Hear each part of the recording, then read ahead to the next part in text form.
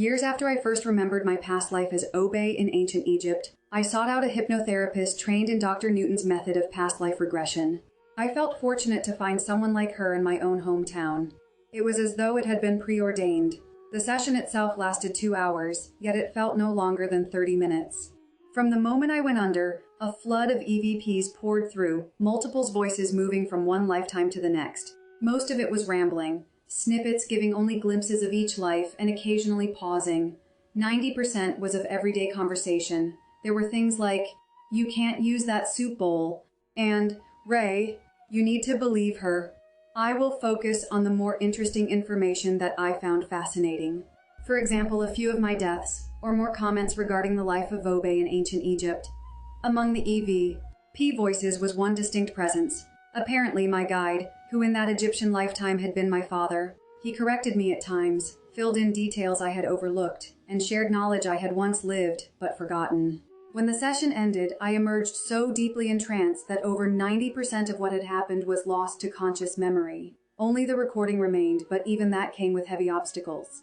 The therapist's office was inside a bustling building full of electronic interference. Her chosen background music was loud, sharp, and high-pitched, exactly the kind of sound that clashed with the delicate, whispery nature of EVPs.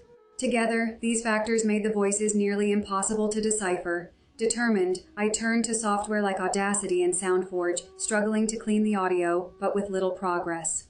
Finally, I invested in an expensive headset, and the difference was astonishing. Even so, the work was grueling. From September 2021 until September 2025, I labored over the recording. Much of it remained unusable, buried beneath distortion, but some of it was priceless.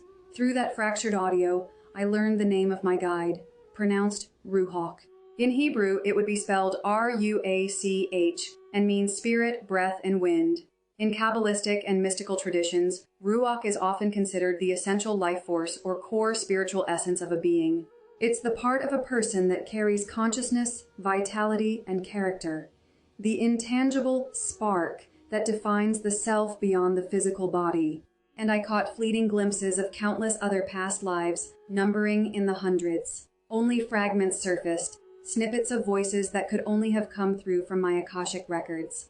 Still, even those fragments carried weight, like shimmering pieces of a vast mosaic I have yet to fully uncover.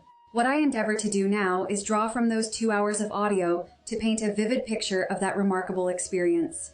For anyone attempting to access their Akashic records under hypnosis, my greatest advice is this: surrender to the process. Do not overthink. Do not analyze. Simply relax, drift, and trust your therapist to guide you.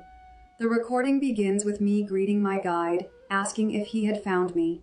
He acknowledged his presence as an EVP and then spoke a single word, one that carried astonishing implications and set the tone for everything that followed. It was a command both gentle and absolute.